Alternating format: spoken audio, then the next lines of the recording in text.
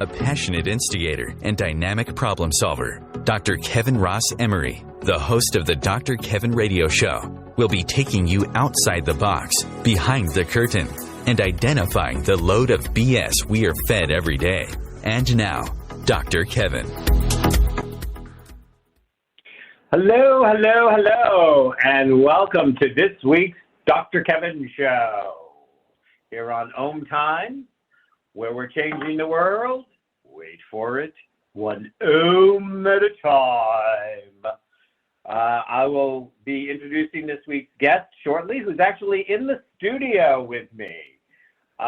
So it's a little different because usually my guests call in, but that means maybe you'll decide to call in. And you can call in by calling 202-570-7057. Again, that's 202-570-7057. In this day and age, with everything going on as in the world as it is, and there seems to be this fight for reality. What kind of reality are we going to buy into, step into, live in, speak out from? These are the burning questions that are facing our current generations for the fight for the future. Are we going to move towards having a evangelical Christian theocracy, or are we going to choose to hold on to that good old-fashioned democracy that we've had for a couple hundred years now? But don't think that the fight is for anything less than this, because given the druthers, the game can always be rigged. We're used to a somewhat rigged game in Washington, but this is rigged at a whole new level. The rigging of this game at this level will make sure that we end up becoming a Christian nation run by one group's idea of who God is and isn't, and we will all be held to their standard. You may laugh, you may think I'm exaggerating. Look what's going on, state after state, the laws that are being passed, the people that are being put in even little places of power where the dehumanization of those who are not like them is now a common occurrence. In fact, it's celebrated. For those of you who haven't seen it, make sure you watch the Beto clip when he let running out a profanity, which I will not repeat, when a heckler from the Abbott camp kind of laughed when he was talking about the AK-15 and the damage that it did to those children in Udvale and what it was created to do, and somebody is there laughing. I'm not going to say what he called them, but if you watch the right clip, you can hear it. If he thought it was funny, the death of all of these children. Yes, this is the world we live in. When somebody laughs, when somebody else is talking about how all of these children were murdered because we won't have sensible gun control. The other thing I did find was, I found it very interesting, and I can't tell you who said it, so I apologize. But I did see a couple of comments, and one I wanted to pass on, which I thought was particularly profound, was somebody talked about, Beto using obscene language, and the responder said, what Beto did was profanity. He swore. What the person did who was laughing, that was obscene. And I thought, what a cool delineation. And I want to let that rest with you. Well, we're letting that rest with you. I'm going to have you open up the other part of your mind that probably is the one that says, would you get off the politics soapbox, Dr. Kevin, and bring on a guest? We're tired of the sound of your voice. Well, ask me if I can. No, let me introduce you to tonight's guest. Tonight's guest is Raena Wilson. She is a spiritual healer and embodiment coach. She supports others to access, integrate, and express the deep calling of their wild soul. I love that, the wild soul. I used to be called wild.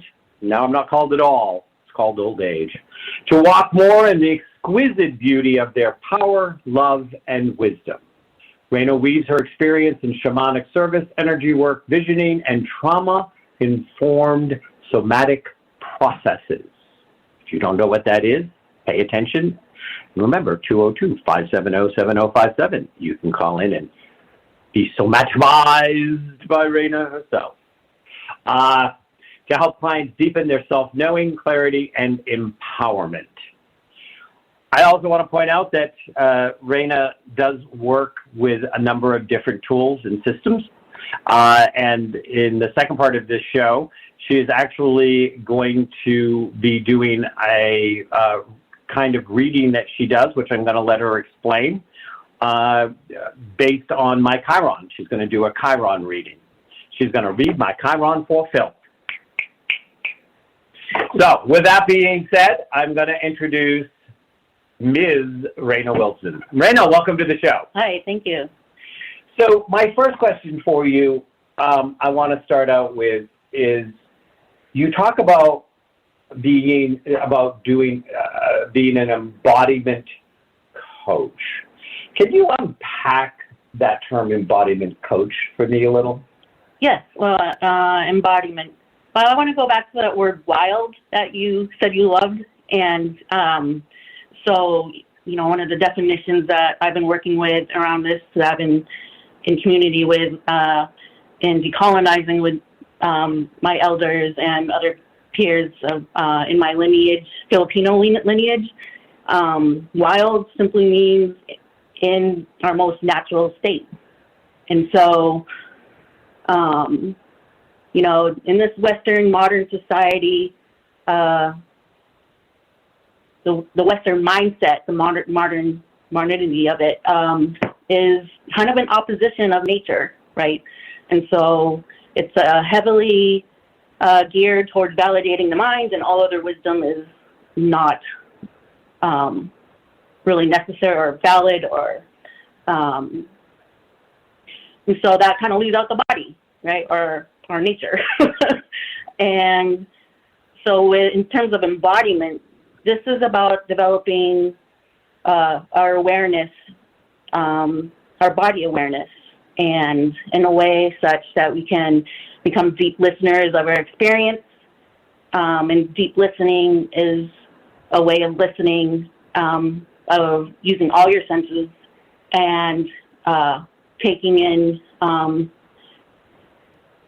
information at a body level in a sort of empathetic way, and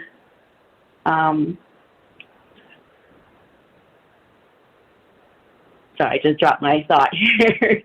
Oh yes, in a non-judgmental way, right? Okay.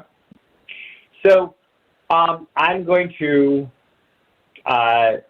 mirror back to you the steal, and I'm going to steal it back and go back to the word wild. Okay. If you can steal, I can steal. And that was my Siri, my Apple Watch weighing in for those that you could go, what is that third and strange voice? It really wasn't my cat, though my cat is right over here, so you might hear my cat at some point. She likes to weigh in at times. She has very strong opinions. No, that was my Apple Watch you were hearing.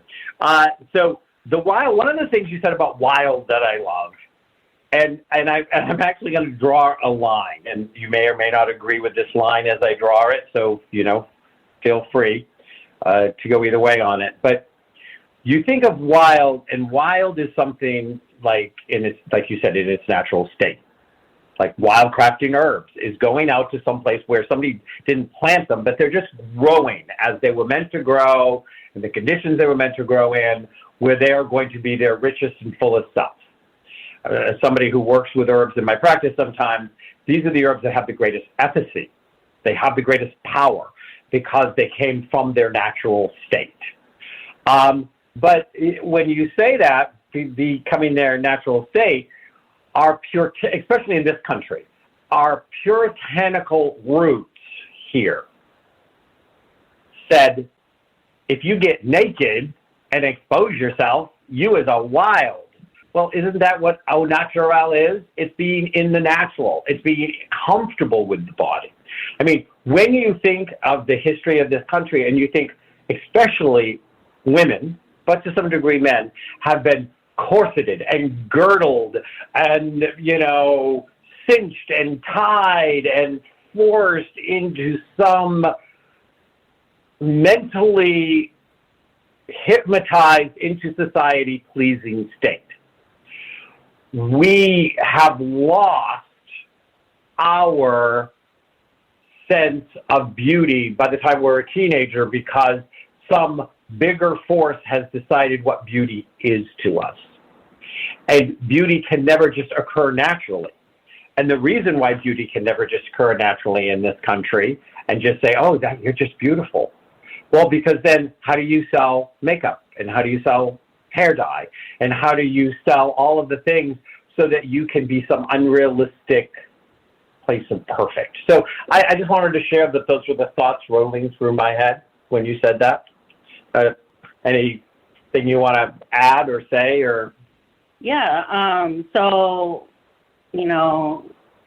as we've moved forward with this Western mindset from which has its roots in classical Greece, right? As we move forward and it becomes taboo, there's a split in our psyche, as in the humanity psyche, basically, that drops off basically beauty or the sort of the feminine and subconscious ways of nature, the ways of knowing that are tacit and implicit, but not necessarily cognitive. Well, as you know, I teach many of my clients something I call body wisdom. Yeah. How to let your body guide you and lead you. And, I do this most often with people who have either, terminal illnesses, or have something degenerative diseases, things like this. And I have to get them out of the mindset that they fit the cookie cutter approach, that they want to work on everybody, when your body is this endless source of wisdom. And your body will tell you what is going to help heal it. Your body will tell you what's going to help move you on. So you made a reference to the Indigenous and the Philippines. How important are your Indigenous roots to you, and how well do you think that true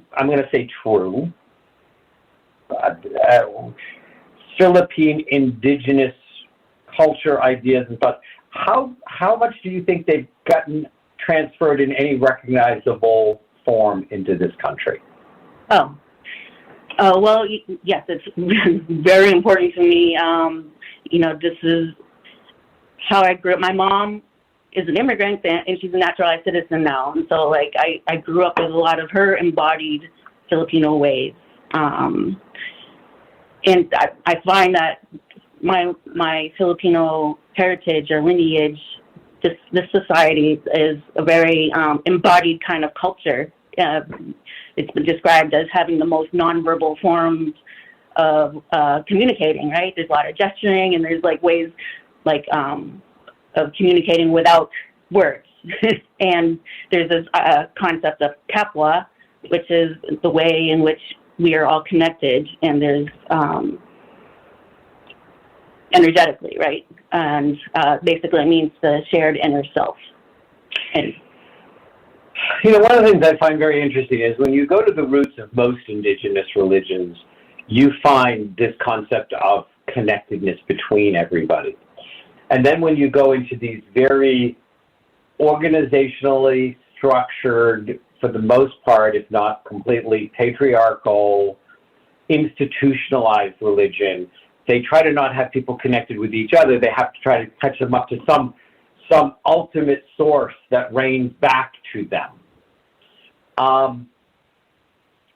And so you called it kapwa? Yes. Kapwa. When you are working with somebody, is part of the journey of helping them in their empowerment or whatever to discover their version of this kapwa? yes, I mean, we're all connected in ways, and this is part of the somatic processes of, you know, in the training that I received, relational wounds require relational healing.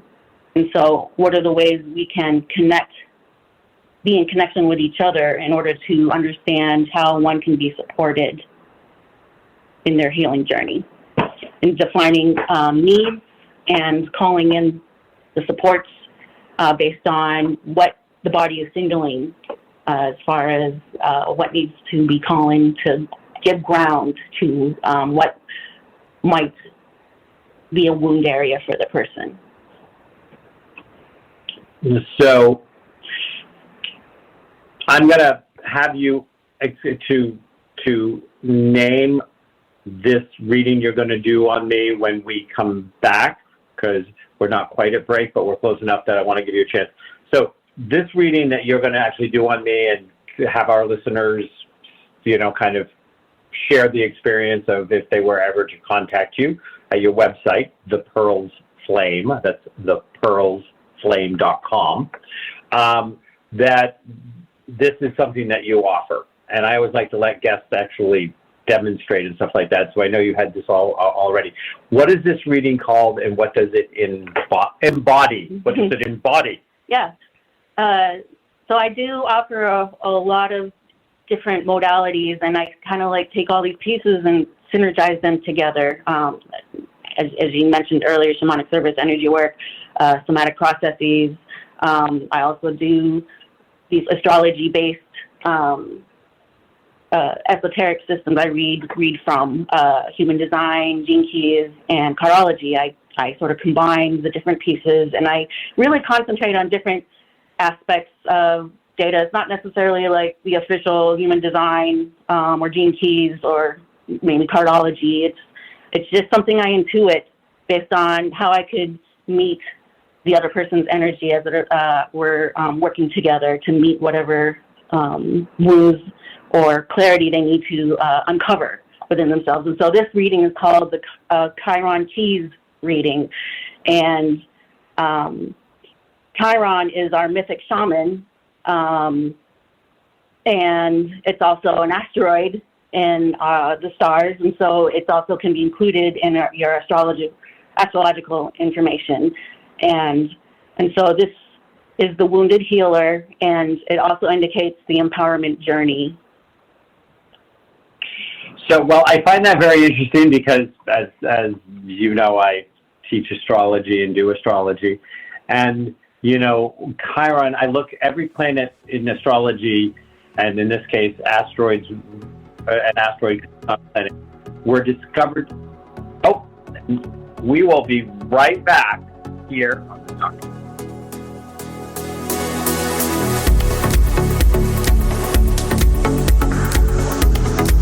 Conscious media for conscious minds. OMTimes. Have you ever wondered how to change your love paradigm? The secret key is finding a love partnership, not just a regular connection. How do you find these? Through conscious relationships. Ascending Hearts Dating is a dating site for people like you that believes in second chances and a different type of spiritual connection. Try Ascending Hearts for free today at ascendinghearts.com and change your love paradigm. Ascending Hearts, the premier dating community for the spiritually awake. Hello, I'm Sandy Sedgbeer, host of OMTimes magazine's flagship radio show, What is Going On? My passion is sifting through information, research, and innovations from new thought teachers, speakers, and researchers, pushing back the boundaries of what we know about life, energy, metaphysics, and the universe. I love shifting perceptions about who we are, why we're here, and how quickly impossible becomes normal when we open our minds, expand our awareness, and accept that the only limits that exist are those we place upon ourselves. So if you're the kind of forward-thinking, eager investigator of what lies beyond the current reality that most perceive, why not make a date to come play with me in the field of possibilities at 4 p.m. Pacific Time, 7 p.m. Eastern Time every Thursday, and together we can discover what's really going on. You came across someone struggling with hunger. How would you recognize them? Would you notice an 8-year-old girl who's not excited for summer break because she may not be having lunch again until September? Or a war veteran who's having a hard time landing a job and getting back on his feet? I am the 1 in 8 Americans who struggle with hunger. I am hunger in America. Hunger can be hard to recognize. Learn why at IamHungerInAmerica.org. Brought to you by Feeding America and the Ad Council.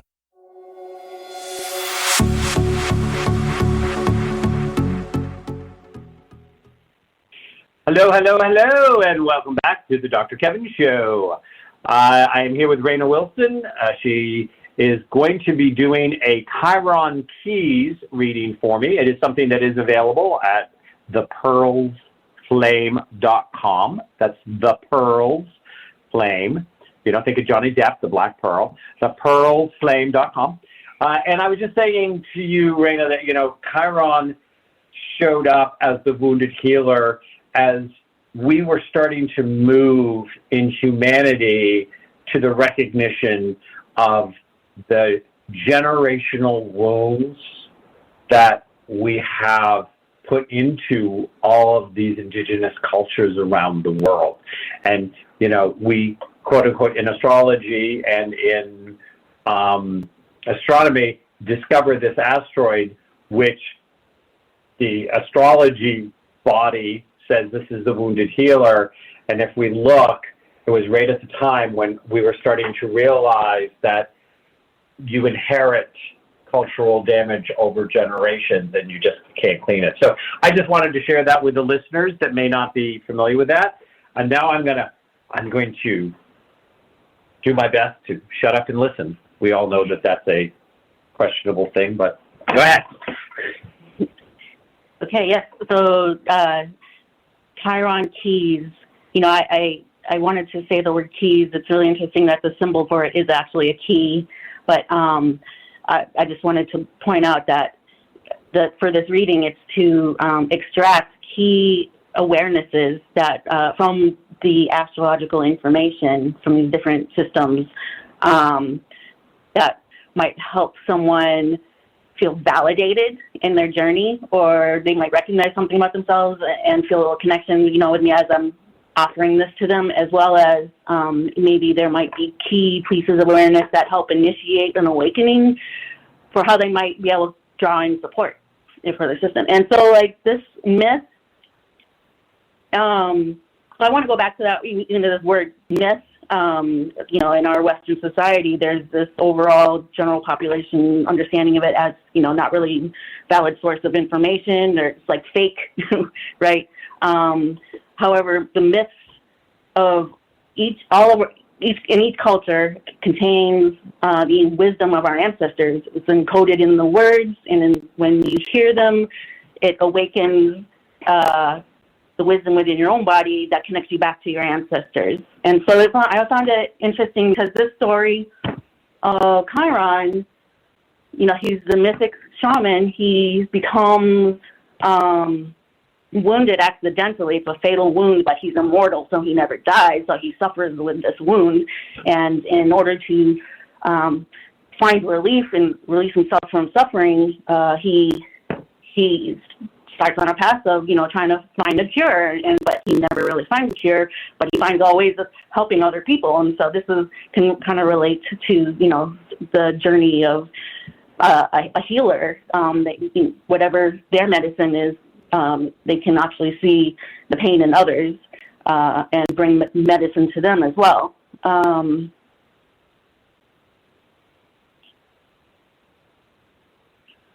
So with this, I think it's interesting because, I always define healer to heal is to make whole. Right. And in this journey and travel of wholeness, as you are sharing what you discover, you automatically, whether you mean to or not, invite other people to become more whole when they can kind of identify, even resonate with your discoveries. And it goes back to that earlier thing you were saying about the kapwa and the connectedness and the relationship healing. And so we go out there, and as healers, we both see ourselves as healers. We see each other as healers. We are going out there and we are both trying to help other people find their wholeness, and we are becoming more whole ourselves in the process. And so it's a dual thing. So I just wanted to throw that in. So if you want to go ahead and get started. Yeah, so I'm just going to drop in a little more too. So this story of Chiron it represents how to heal the split between intellect and instinct. So that brings us back to embodied healing. And so, yeah, I'll get into your healing. Your Chiron empowerment journey is really, it's pretty universal, actually. It's not a specific area of life force. So we come in with this specific gift of life force that we're meant to bring into this world. However, we also signed up to be wounded in it in order to create this journey of empowerment. And for you, that would be around empowerment itself. And another key word might be freedom, how to be free from, suffering, would be the word. The shadow side of this would be victimization. And it's interesting because, we have light, we have the polarities of light and shadow, and then shadow has its own polarity of reactivity and repression. And so a wound can be expressed in sort of these two ways. Represses the life force energy, or it's reactive and it's sort of like ungrounded life force energy.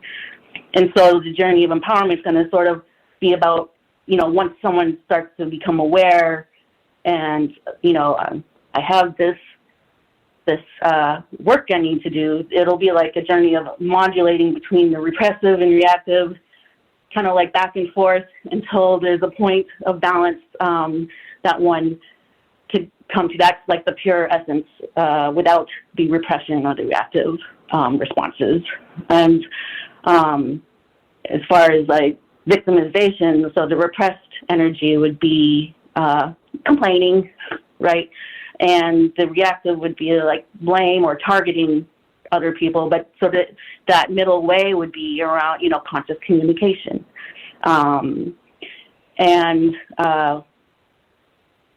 So the thing is here is how to learn how not to take the happenings of life as proof of evidence of like lack or punishment, but learning how to empower oneself and realize as you go through this empowerment journey and healing journey for your specific one, and in the tone of relationship as well, and how to be in the ecstasy of life, right? And so for me, I want to go to that word ecstasy, the sort of generalized meaning that people give that is that it's like a really hyper expressive type of joy. But for me, I feel like ecstasy can be applied to any emotion, and that's really just the pure life force of any emotion. So you can be ecstatically sad or ecstatically angry, right? And also there's ecstatic joy or happiness.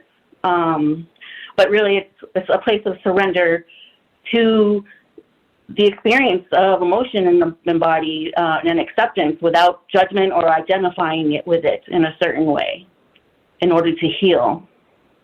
And when you can when you can be in this place of ecstatic, emotion and not in rejection of your emotion or identified with it in a certain way, you unleash the life force of creativity and abundance and faith. So what I hear you say based on my Chiron, and I know you're far from over, but I just want to do a check-in before you take your next breath and continue to unpack this for myself and the audience, is that my pathway was how not to be a victim and how not to use my victimization as to be a perpetrator. Because when I hear you say, kind of the shadow thing here. It's like, you know, there is that question that I have struggled with during my life, which is in the more empowered I become, the more that people can become intimidated by my empowerment and then almost feel like somehow I am disempowering them in my empowerment. And it's, so would that be, am I on track or am I way off? I just want to like reframe it a little bit. I feel like the way it comes to me is that when you're operating from the shadow side, then people feel like a target. Or, you know, if you happen to be operating from the gift side, the pure life force and light of it, if they're feeling like a target, it really might be, that's because that belongs to them truly, authentically, not because it's an arrow that you're throwing at them. However, so I'm going to bring in a little, so that information that I came forward with was through sort of reading the Human Design Gate and the Gene Keys Gate. And when I come to the cardology, you know, this is looking at astrology through a deck of playing cards. There's a card I call the Chiron card. I'm not sure it's that, you know, I don't believe I've heard it referred to that before, but it's basically like your yes to life. Because like when you decide that I'm not going to keep repressing my own, you know, my own energy, I'm here to live my life and give my gifts to the world. For you, that energy and embodiment would be like, it's the Four of Clubs, which, you know, this is an energy of being gifted with debate and, you know, inspiring with speech and great analysis, strong analysis skills, and also curiosity. And so when you would have, also it's about protection as well. And so when you started to turn this corner and more start to use your words for the liberation of others or the protection of others, that would really start to more align you towards your spiritual alignment and what you're meant to bring here is to help others feel liberated and protected. And instead of using words as a way to protect yourself, or, you know, when you said the word perpetrator, like, you know, targeting others through it, from like the shadow side, or the wounded side, woundedness. But when you started to use your words or your superpower, your verbal prowess, right, to start empowering others, and opening, seeing where others might be feeling victimized even, and helping them realize where their liberation is. It would help you to start feeling free within yourself. So what I hear is that, you know, and I'm not assuming you're finished, but again, I'm taking this in sections and adding things together, is that when you looked at it, if you were not to know me, but to describe me, you would be saying that you would expect this person, when you meet this person, they are going to have strong verbal communication skills, which could be used for good or not so good, and good analytic skills, and problem solving, which could be used for good or not for good. And that in the journey, and that if it's not for good, it's because they're still stuck in their wound. Right. But walking that pathway into how to free others is how I free myself. As well, yeah, and as well as wherever they felt protected in their process, you realize that you internalize protection yourself. And so this brings me to one of, you know, the guides I had connected with at one point. One of the messages he gave me, Archangel Michael, and, you know, he's all like, it's fine to come to me to ask for help for me to cut on your behalf with my sword, right? But let's go beyond that a bit, internalize the energy of that sword so that you become the sword yourself, right? So you're not like too much relying on going out, but also internalizing the power of it, so it becomes part of you. So it's, this is part of relationship, is that we start to entrain each other to the wisdoms, and that's how we evolve and keep growing our consciousness. Okay. So I'm going to kind of let you continue. I want to make sure that we get an opportunity to hear, because when you're finished, I am going to be saying, so I'm come to you for a session. What are the steps or the recommendations or things that you're giving me? Because, I think that the difference between a healer and a practitioner and somebody who is a student of an art or is, just playing fast and loose with their psychic abilities is, are they helping you apply it? Exactly. So I want to see what else you have to say, but I, know ahead of time that my last question is, hey, I'm here. Okay, how do I apply it? So, but we're going to be right back right after this commercial break, where she continues to lead me to light and beauty and is going to help Dr. Kevin become a better Dr. Kevin right here on the Dr. Kevin.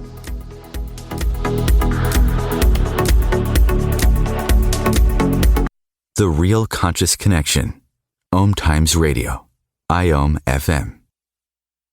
The number one reason girls drop out of school in sub-Saharan Africa is lack of access to feminine hygiene products. The Pads for Schoolgirls Project, an outreach of Humanity Healing International, is changing this paradigm by setting up sewing programs at schools, teaching girls a vocational skill, while producing the reusable pads that help keep them attending classes. The girls pay it forward by making and giving pad kits to other girls in need. To learn more, visit humanityhealing.org. Humanity Healing is where your heart is. Vox Novus, the new voice. Vox Novus, the new dimension. Vox Novus, thought and movement leaders who will share from their experience and offer tools to help us navigate our rapidly changing world. My name is Victor Furman. Join me every Thursday at 8 p.m. Eastern on OMTimes Radio for Vox Novus, the new voice. If I could be you.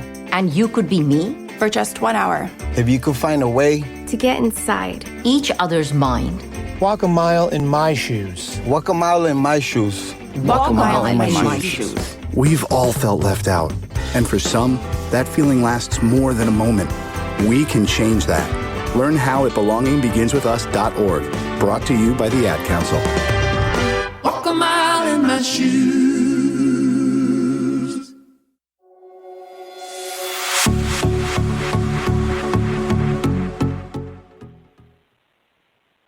Hello, and welcome back to the Dr. Kevin Show here on OMTimes.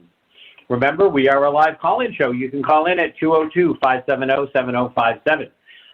We are almost through, but not quite through, with me getting a Chiron keys reading by tonight's guest, Raena Wilson. Raena is an unruly mystic whose approach has been described as gently powerful, all-encompassing, and transformative. She follows the energy and not necessarily the rules.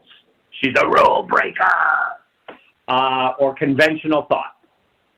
Through her alchemical and unconditional perspectives, she helps many safely unpack deep unresolved traumas, realizing liberating perspectives, and reveal their spiritual gifts.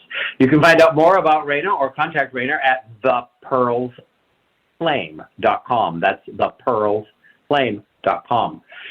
So we're going to let her go ahead and finish the Chiron Keys reading, and then we'll get back to asking her some more questions about what she's doing these days. Yes, hi. So just to kind of like wrap up, it's almost like for your incarnation in this life, it's part of that empowerment journey was to set yourself for wounding, basically to experience all sort of spectrum, the whole like kind of spectrum of ways people can be victimized in order to then learn how to free yourself, and also by identifying other people's wounds and ways of being victimized and how they could be liberated. So your Chiron told you that I came in to basically get the Mickey taken out of me so I could then find the new Mickey so I could then share a Mickey with all the people I came across with. Is that what I'm hearing you say? Well, yeah. Thank God I'm in the Mickey sharing phase. Yeah. So one of the things that you said, and it really struck a chord in me, is because I can be very verbally engaged. And in my late teens and my 20s, it was definitely in a very, whenever I felt threatened, that sort of Michael you talked about was attached to my tongue. And I would slice, dice, and reorder people's realities. And actually had a reputation for that. Because it seemed like I could instinctively, intuitively, and analytically find somebody's weakest point and go right for it, which mostly only happened when I felt threatened. And in my late teens and my early 20s, with my past, I felt threatened. It took me a long time to not feel threatened.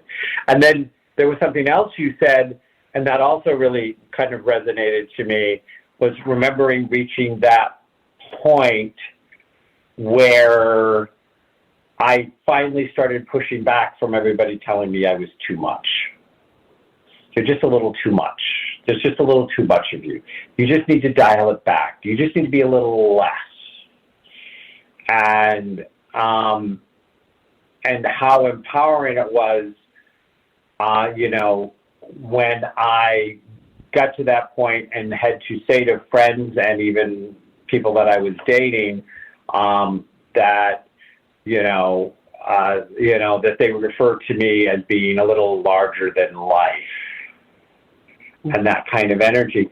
And when the day that this came to me, and I never looked back afterwards, was the day that I said to people,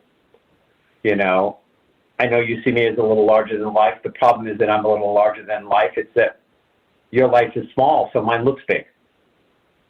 And once I understood that this was their issue with not being able to live life in the way I was living it, which was loud, proud, out there, that once I realized that they wanted to bring me back to a level they were comfortable with, I never looked back. And that was the beginning of the transition into doing what I do now, which is empower people all day long.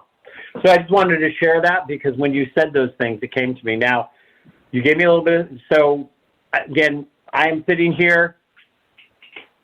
Oh, guru, enlightened one, take all of this information and tell me, where do I go from here? Right. So you have done a lot of work, and you've gotten to the point where you've created the yes in your life, and you're living more on that side of the empowerment journey. It's somewhere to come and work with me, and this information I brought is really to reflect validation for one's experience. And then from there, it's like, how do we move towards, we're here to be in movement, right? And so,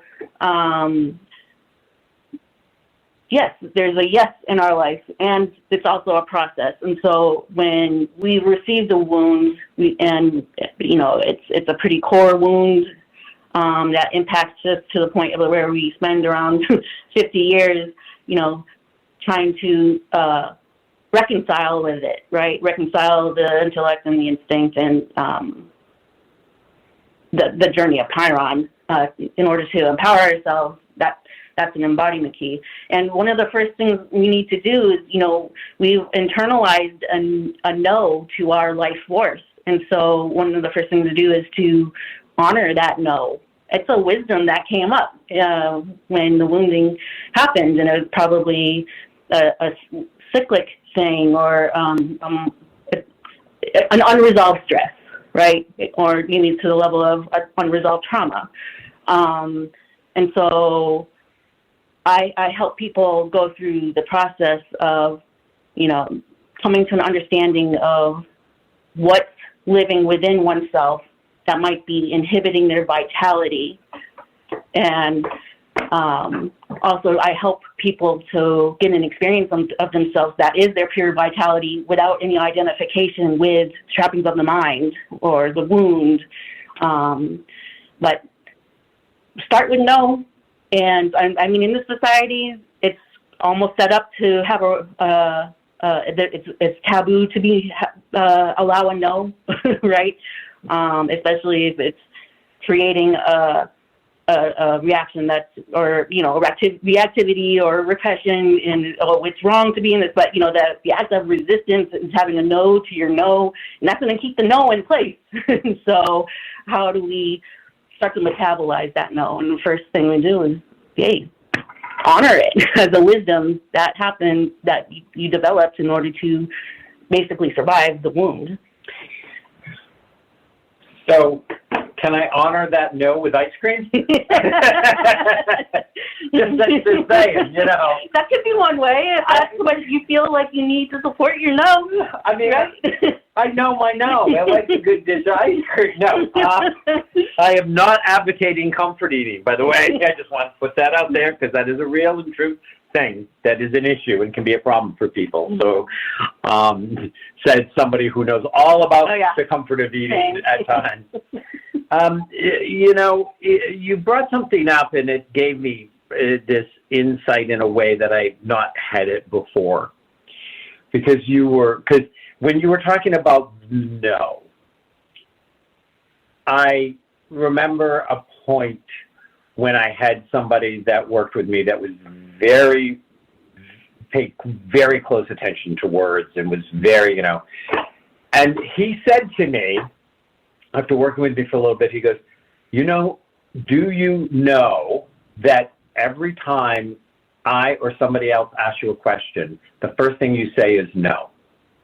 You go, no, and blah, blah, blah, and you talk it out, and as often as not, you come to a yes, but you always say the word no before anything else. And so at that point, I started working on, I'm like, why do I, because he's like, you will process it to the yes, but your first thing is no. And then you keep talking, and you kind of can move to that yes. And so as you were just talking, I was wondering, I was going, what was that no for me that I had to, why did I have that default no? And I realized that my default no came from a place that, because I was so at my core loving and empathetic, and wanted to, and was a healer and wanted to do service, that repeatedly that was taken advantage of. It was used, my caring was used as a way that allowed people to be abusive to me, all the way back to my youngest childhood. And that somewhere I realized that I didn't have, and I don't think this is what it was always consciously, but that I just needed to say no because yes was not safe, because I was not good in my childhood at setting boundaries, or even in my teens or into my 20s. I was not good at setting boundaries. I was not good at making sure that I was taking care of myself. I wasn't, I was always putting other people and taking care of their emotional needs and their stuff. And that on some level, I developed the no. That was why I developed the no as the survival skill. So this is kind of listening to you. This is a little bit of a new look at that no thing, as you were going, talking the no to the yes, and kind of accepting the no. But does that sound to you? I'm here, you're reading my Chiron keys. when I say that, does this sound like this is in alignment of what you're saying, or am I just making shit up? Yeah, it's interesting. If I can see how it could be a form of protection, and I actually can give you a connection for that. And I thought let's talk about this. I'm just feeling like the magic of relational healing, right? We start sharing, reflecting, and then we have realizations. And I actually have that same thing. And I actually had an astrologer tell me, "Well, you're Capricorn. You always start at no." and then it takes a little process to get to yes. There was something that floated in for a minute, but as you started to identify, how does that feel in your body? Does it feel grounded, or does it feel kind of like a loose tether when you think of that connection? It just simply feels like truth. There you go. I would trust that. Yeah. Well, I don't question that it is true. Mm-hmm. I was actually asking, is it true in the alignment of the Chiron keys? Like, is this truth that I have discovered with your help today? Does this sound like a Chiron, like a Chiron issue? Like, does it line up with what you were saying? So it's interesting because every person has their own process, and at this point, I'll just put that aside. It's not like we're always gonna be to the letter or the T. If that's your process, then I don't have to validate it with this. I want to give you a connection for it that you have a truth there, and that's valid, right? Well, I think in this day and age that validation is much undergiven and underrated. Right. And I feel like the empowered person may not need validation, but that does not mean that validation doesn't help keep you going when the going is slog. Right. And so, I always say, I have clients sometimes and they'll come to me and they'll be like, "Oh, you probably don't need to hear this, but you were right when you told me in the psychic reading, blah, blah, blah, blah, and this is it, but I'm sure you're used to that by now." And there's always a little part of me that goes, "No, I love to hear the validation. I'm pulling stuff out of midair. I have no context for it sometimes. It goes out and I trust it." But that human part of me says, no, you can validate that. That's okay. Do I need it?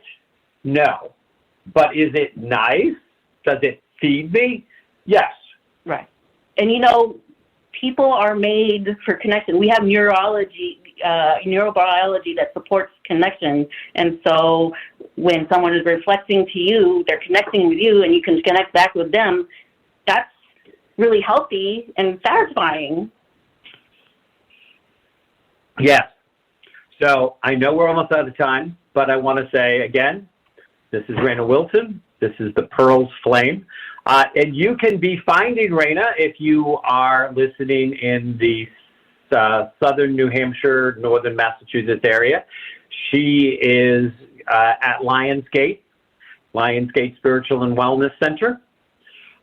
She is there most Thursdays, starting at the end of the month. And besides that, you're going to be teaching a monthly breathwork class, a shamanic journey class, a dream work class, and a meditation class. Right. So one Thursday a month she'll be doing one Thursday the next.